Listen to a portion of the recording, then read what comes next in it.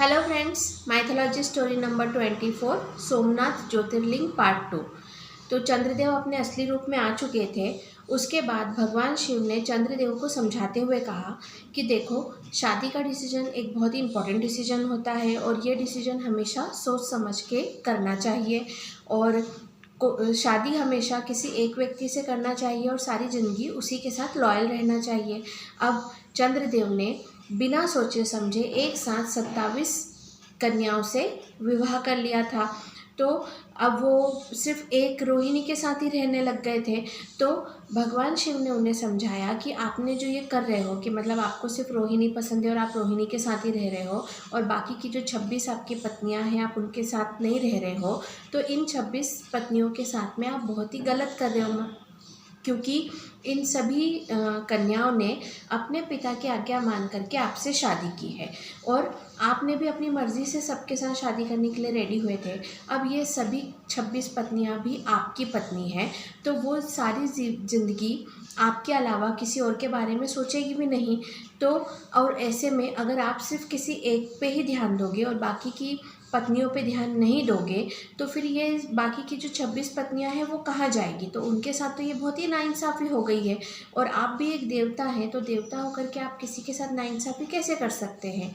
अब ये बात सुन करके चंद्रदेव को अपनी गलती का एहसास हुआ और उन्होंने एक्सेप्ट किया कि हाँ सही बात है, मैं तो बहुत गलत कर रहा था। और उसने अपनी बाकी की 26 पत्नियों से माफ़ी मांगी। हाँ, फिर उसके बाद में भगवान शिव ने रोहिणी से कहा कि जैसे रोहिणी, आप इनकी पत्नी होने के साथ साथ अपनी 26 जो है इनकी बहनें, 26 चंद्र की बाकी की 26 पत्नियों की बहनें भी हैं। हाँ, तो आपने मतलब आप एक स्त्री हैं और आपने दूसरी स्त्री की तकलीफ़ को नहीं समझा।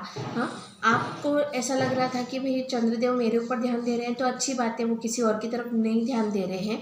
तो आपने अपने पति को समझाने की कोशिश भी नहीं की और अपनी बाकी की बहनों की तकलीफ़ को भी नहीं समझा। तो इसका जो ये दंड है, मतलब जो बोलते हैं ना हमारे कर्म फल जो रहते हैं वो हमारे साथ होता ही है। तो भगवान शिव ने कहा कि इसका दंड भी भविष्य में आपको मिलेगा कि जिस तरीके से आपकी सुंदरता से वो मतलब मोहित होकर के वो सिर्फ आपकी तरफ ही अट्रैक्टेड रहे हैं, तो वैसे ही आने वाले भविष्य में जो चंद्रदेव है वो किसी और स्त्री की सुंदरता से मोहित होकर के आपसे भी दूर जाएंगे। और ये आपको समय के साथ में भविष्य में भोगना पड़ेगा, क्योंकि आपकी भी गलती है। अगर आप सही समय पर अपने पति को समझा लेती तो ये सब काम होता ही नहीं, मतलब इतना ये जो दक्ष ने जो श्राप दिया था ये सब होता ही नहीं और आप सभी लोग सुखी रहते हैं। हाँ, अब है ना, रोहिणी ने भी अपनी गलती एक्सेप्ट कर ली, चंद्रमा ने भी अपनी गलती एक्सेप्ट कर ली। हाँ, अब चंद्रमा ने भगवान शिव से बोला कि मैं अपनी गलती तो एक्सेप्ट करता हूँ, लेकिन मेरी अभी एक समस्या है कि मेरी 27 पत्नियाँ हैं। अब मतलब मैं अपना टाइम कैसे मैनेज करूँ कि मैं अपनी सभी पत्नियों पे बराबर ध्यान दूँ, क्योंकि वो चाहे कितने भी मैं कोशिश करूँ कोई ना कोई पत्नी तो छूट ही जाएगी जिसके ऊपर मैं ध्यान नहीं दे पाऊँगा। तो आप मेरी इस समस्या का समाधान कीजिए, उन्होंने भगवान शिव से कहा। तो भगवान शिव ने बोला ठीक है, आपकी जो ये 27 पत्नियां हैं मैं आपको इसका टाइम पीरियड दे देता हूँ कि आप समान टाइम पीरियड में इनके साथ समय बिताएंगे। भगवान शिव ने कहा चंद्रमा को कि आप पृथ्वी के उपग्रह हैं और आप पृथ्वी की परिक्रमा करते हैं। तो पृथ्वी पे जो एक दिन होता है, जो जिन्हें हम आज के समय में काउंट करते हैं ना, 24 आवर का एक दिन रहता है, मतलब 12 घंटे का दिन 12 घंटे की रात। पर पुराने ज़माने में जो प्रहर के ऊपर से, मतलब जैसे आज अपन बोलते हैं ना 1 घंटा 2 घंटा, वैसे पुराने ज़माने में प्रहर से टाइम को कैलकुलेट किया जाता था, जिसमें आज के समय के 3 घंटों के हिसाब का एक प्रहर होता था, मतलब 3 घंटे इज इक्वल टू 1 प्रहर।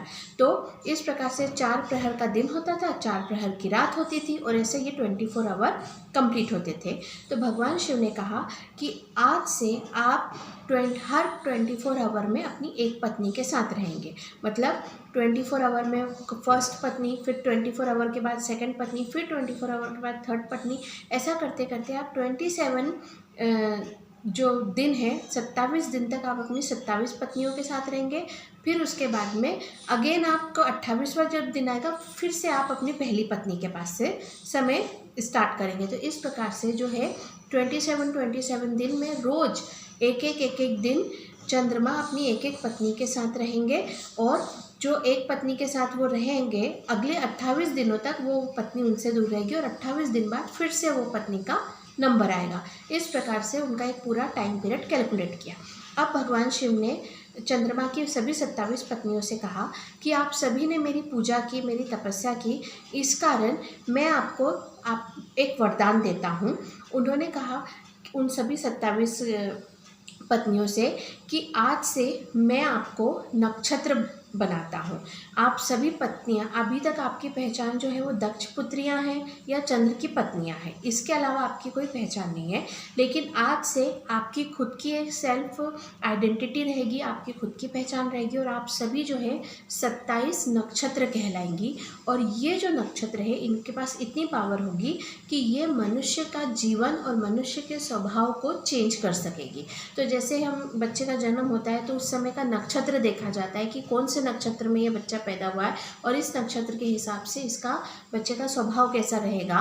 तो इस प्रकार से ग्रह, नक्षत्र, इन सब का जो कैलकुलेशन ज्योतिष विद्या में किया जाता है, तो भगवान शिव ने उन सभी 27 पत्नियों को वरदान दिया कि अब से आपकी खुद की पहचान है, मतलब आप सिर्फ दक्ष पुत्रियाँ या चंद्र की पत्नियाँ नहीं हैं, आपकी खुद की पहचान है। अब आप नक्षत्र हैं और आपके अंदर इतनी पावर मैं देता हूँ कि आपके यहाँ रहने से लोगों का स्वभाव परिवर्तित हो सके। और जो चंद्रमा है वो चंद्रमा हर दिन आप में से एक एक बार में सबके पास जाएंगे, तो वो जिस नक्षत्र की पत्नी के पास रहेंगे उस हिसाब से उस चंद्रमा की कैलकुलेशन की जाएगी। तो आज उनको इतना बड़ा वरदान दिया। अब ये वरदान पा करके वो सभी 27 पत्नियां, उनकी बहुत खुश हुई, क्योंकि आज तक उनकी खुद की कोई सेल्फ आइडेंटिटी थी ही नहीं। ये उनकी पहली सेल्फ आइडेंटिटी उन्हें मिली है। अब है ना, भगवान शिव ने अत्रि और अनुसुईया से बोला कि आपने भी मेरी पूजा की है तो आप मुझसे वरदान मांग लीजिए। तब अत्रि और अनुसुईया ने बोला कि हे भगवान, हम चाहते हैं कि आपका एक स्वरूप हमेशा के लिए यहाँ पर स्थापित रहे।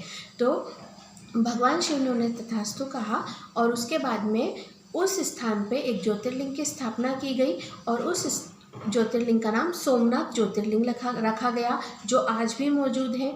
तो सोमनाथ का मतलब होता है सोम, चंद्रमा का एक दूसरा नाम है जिसे चंद्रमा को सोम भी कहा जाता है, और चंद्रमा के नाथ मतलब सोमनाथ ज्योतिर्लिंग। इस नाम से वहाँ उस स्थान पर जहाँ पर आज भी सोमनाथ ज्योतिर्लिंग स्थापित है, उस स्थान पर भगवान शिव का ज्योतिर्लिंग स्थापित किया गया। और ये वही स्थान है कि जहाँ शाप मिलने की वजह से चंद्रमा जो है वो बेहोश होकर के यहीं इसी स्थान पे गिरे थे और इसी स्थान पर अब उनका ज्योतिर्लिंग स्थापित किया गया, जो आज तक है और आज भी सभी लोग वहाँ जाके बड़ी श्रद्धा से पूजा करते हैं। हाँ, अब उसके बाद में हम बात करते हैं, ये तो हो गई माइथोलॉजी स्टोरी की। अब इस माइथोलॉजी स्टोरी में सोमनाथ ज्योतिर्लिंग बनने के साथ साथ हमें ये पता चला है कि अमावस्या और पूर्णिमा कैसे होती है। बट अब साइंस की बात की जाए तो साइंस में हमें अच्छे से पता है, सभी को पता है कि अमावस्या और पूर्णिमा क्यों होती है। और पर पॉइंट ये है कि क्या ये इस घटना से पहले क्या अमावस्या और पूर्णिमा नहीं हुआ करती थी, क्या हमेशा फुल मून नाइट रहती थी?